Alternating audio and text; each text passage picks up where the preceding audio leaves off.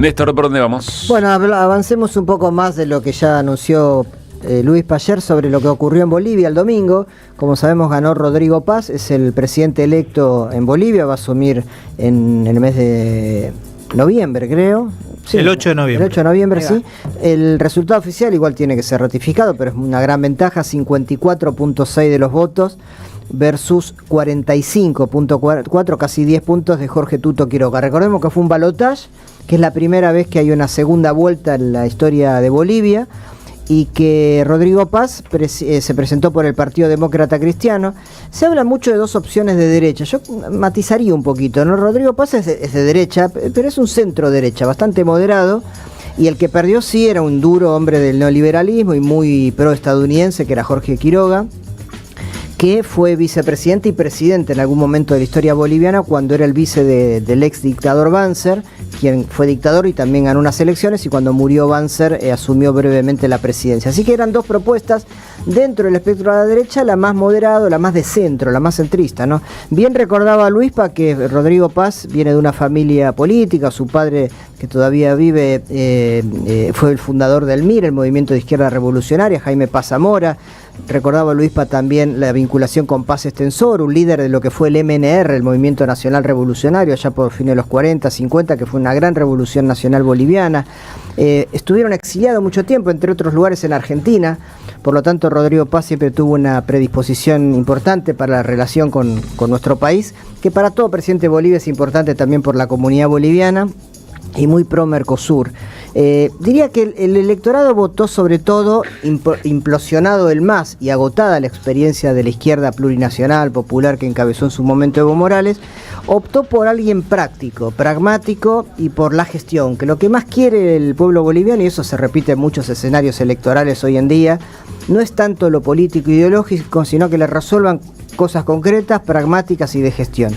Y en ese sentido la campaña de Paz fue muy importante. Tuvo que enfrentar algunas operaciones, la verdad, y de posverdad increíble. Quiero citar dos porque dan bastante pena o bronca, si se quiere. Uno fue el titular del diario La Nación de acá de la Argentina, diciendo el viernes, o el jueves o el viernes, que Tuto Quiroga era el favorito. Yo comenté acá que la única encuesta que se hizo en Bolivia lo daba como favorito a Tuto Quiroga, pero una encuesta pagada por él.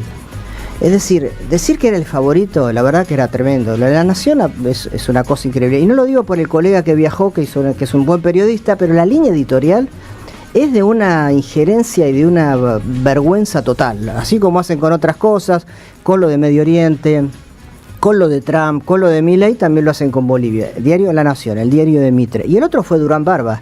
Durán Barba fue asesor de Tuto Quiroga. Uno lo entiende más porque él es asesor de Quiroga. Y por supuesto iba a decir que iba a ganar, sí, claro. Pero digo, la verdad que se dijeron cualquier cosa, y yo creo que dije hace varios días ya que esa diferencia de 5% que le había sacado ya en primera vuelta a Paz, el hecho de que las bases del MAS seguramente iban a votar a Paz y no a Quiroga, hacía medio irremontable la posibilidad de que Tuto Quiroga fuese presidente. Además, quien salió tercero en primera vuelta, Samuel Doria Medina, un empresario, también había dicho que llamaba a su electorado a votar a Paz. Así que todo indicaba que ganaba Paz, pero la derecha operó hasta el último segundo para tratar de presentar un escenario diferente. Hay una, no sé si tenés el dato, Néstor, pero me resulta curioso haber leído que el balotaje en Bolivia, como vos dijiste, esta fue la primera vez que se pone en práctica, pero fue sancionado durante el gobierno de Evo, durante la gestión del MAS. Me resulta curioso por esto de cómo el balotaje suele jugar en contra de los distintos movimientos populares en todo el mundo, ¿no? Sí, lo que pasa, hubo una reforma constitucional que ahora hay que ver que si Rodrigo Paz la respeta, que fue durante la gestión de Evo Morales, y además recordemos que la historia político-electoral de Bolivia es la más accidentada de toda Sudamérica. La cantidad de golpes y interrupciones electorales que ha habido es tremenda, pero en esa reforma constitucional se fijó que si ningún candidato, es parecido a la Argentina, pasa el 40%, una diferencia de 10, hay segunda vuelta, hasta ahora Evo Morales o el MAS o Luis Arce en su momento ganaban por escándalo, ¿no? Bueno, eso no ocurrió más. Dos o tres datitos. Uno muy importante, Edman Lara. Edman Lara es el vicepresidente electo. Fue una figura central en la campaña electoral de Rodrigo Paz, tan popular o más que el propio Paz. Es un hombre que viene del ejército, tiene cargo de capitán, que recorrió mucho el territorio, que habló mucho con la gente y que consiguió que las bases de lo que antes votaban al MAS, sobre todo en el altiplano boliviano, es decir, en el oeste, se volcaran por la candidatura de quien finalmente ganó. Así que hay que prestarle atención mucho a la figura de él, que tiene una cuota importante del triunfo, Edman Lara. Lo otro fue, como dijimos, la implosión del MAS. En cuarto lugar salió Andrónico Rodríguez en primera vuelta, que representaba un sector del MAS, pero él fue con un sello distinto por la falta de acuerdos. El sello del MAS sacó... Andrónico representaba a Evo.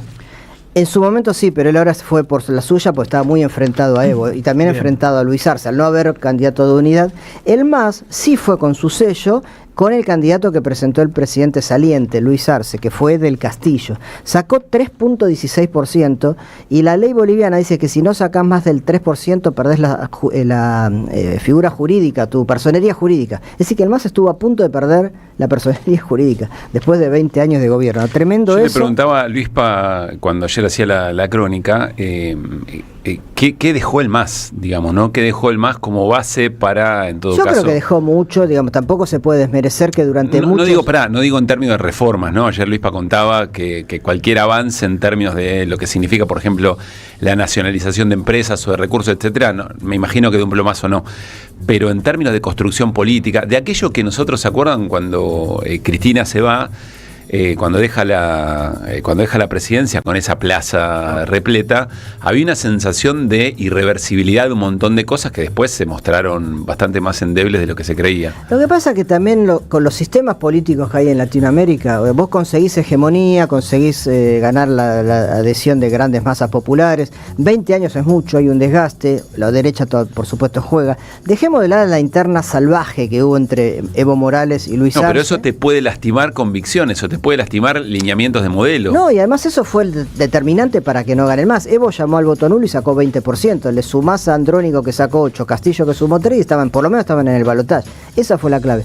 Pero el otro hay siempre un desgaste, y salvo aquellos sistemas políticos que garantizan otro tipo de gobernabilidad o de durabilidad, Venezuela, Cuba, después son tratados de autocracia o directamente de dictaduras. Pero en sistemas de alternancia de poder no hay ejemplo en la historia donde un proyecto de avanzada, de izquierda, popular, como quieras llamarlo, dure ad eternum. No existe eso. Hay gente que una vez que consigues elevar su estatus de vida ya pasa a ser opositor, quiere otra cosa y lo aprovecha a la derecha. Es muy difícil en el sistema político electoral latinoamericano, salvo, insisto, sistemas de transformación muy grande. Bolivia estuvo a punto de hacerlo, no se pudo. Venezuela o Cuba, no hay otro, no hay. Nicaragua, pero también es muy cuestionado por un rasgo dictatorial. En un sistema pendular es muy difícil que eso quede. Lo que sí queda son reformas económicas, que quizás Paz... Bueno, quiero hablar por último sobre el programa de Paz. El programa de Paz, digo que no es tan de derecha, es de centro de derecha, porque él acepta una economía mixta, una economía donde el rol del Estado sea fuerte. No va a privatizar lo que fue nacionalizado, pero sí quizás darle más cabida al sector privado de capital empresarial. Tiene que resolver una crisis inmediata, que es la falta de combustible y de gas, y la inflación, que es lo que afectó mucho al gobierno de Luis Arce. Y sí va a recomponer relaciones con muchos países, entre otros con Estados Unidos. Recordemos que Evo Morales ganó en 2006 y ya en 2008 echó al embajador de Estados Unidos por injerencista, era Philip Goldway. También echó a la USAID, esta agencia estadounidense, 2008. Y después de casi 20 años, bueno, Paz dijo que quiere recomponer relaciones diplomáticas con Estados Unidos, así como con todo el mundo. Va a tratar de mejorar las relaciones tan conflictivas que tiene siempre con Chile por el diferendo de la salida al mar. Muy pro Mercosur, va a trabajar en esa línea. Y sí dijo que va a revisar algunos de los acuerdos que hizo Evo Morales con Rusia y con China. Eso es lo que lo tira un poco más a la derecha o en esta batalla geopolítica.